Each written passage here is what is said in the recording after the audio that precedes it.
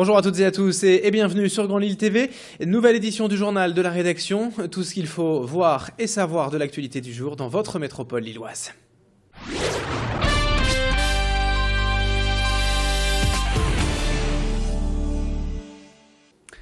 Et on démarre tout d'abord cette rétrospective avec la fin de la trêve hivernale depuis ce mardi 1er avril. Le standard du SAMU social au 115 est littéralement pris d'assaut.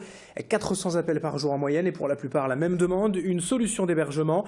Malheureusement la réponse est toujours négative ou presque. Il manquerait en effet dans l'arrondissement de Lille aujourd'hui entre 500 et 600 places. Alors pour l'instant ce sont surtout des personnes isolées qui se retrouvent sans logement et donc à la rue. Les foyers accueillant des familles ne ferment qu'à la fin du mois. La plupart d'entre elles, en revanche, appellent déjà pour anticiper. Et même s'ils ne peuvent pas toujours bien répondre aux demandes, les écoutants du 115 sont aussi là pour guider ces personnes, les diriger vers des accueils de jour pour pouvoir manger notamment. Explication complémentaire au micro d'Adélaïde Bollard. Pour le moment, tous les foyers qu'on fermé lundi, c'est les foyers pour les femmes isolées et les hommes isolés. Donc ils sont au courant depuis un mois que ça ferme. La plupart des gens, ils ont été orientés en novembre. Et même depuis novembre, ils savent que ça va fermer, que c'est pas pour toute l'année. Voilà, lundi, ils ont tous appelé en disant le foyer a fermé, comment on fait? Et malheureusement, on n'a pas de solution. On n'a pas de solution, il n'y a plus de place, il n'y a plus de foyer. Donc c'est des réponses négatives toute la journée, quoi. Retour également dans cette rétro sur cette histoire incroyable et douloureuse pour une famille du Nord de Bézieux. Un couple, Cécile et Mathieu, qui ont essayé d'avoir un enfant pendant près de 7 ans avant de se résoudre à adopter il y a environ 2 ans et demi. Et après des mois d'attente, en fin d'année dernière, la pouponnière de Dakar au Sénégal les prévient enfin qu'un bébé les attend. Ils ont reçu leur agrément en France et l'accord de la mère biologique via un procès verbal.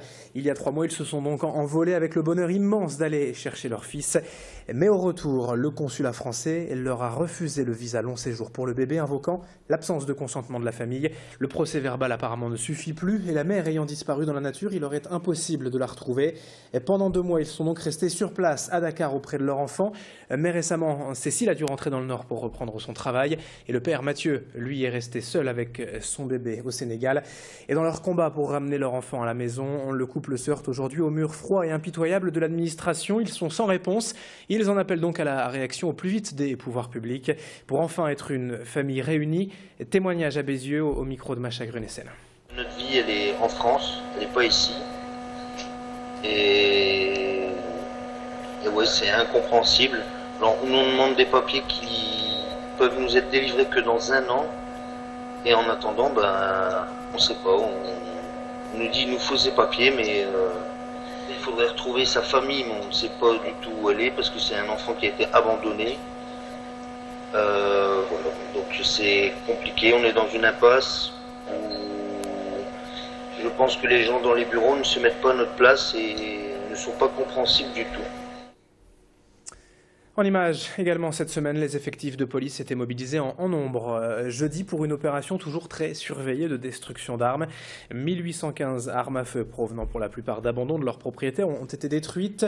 Une opération menée tous les ans en fonction du stock prélevé, donc sous haute protection car ces armes fonctionnent encore bien sûr et il ne faudrait pas qu'elles tombent entre de mauvaises mains. Les forces de police ont accepté donc de nous laisser filmer ces images signées Macha Grunessen. Une autre image forte dans ce journal, dans cette rétro, en début de semaine, c'était lundi soir, la 3e édition de la nuit à Makala, au Zénith de Lille.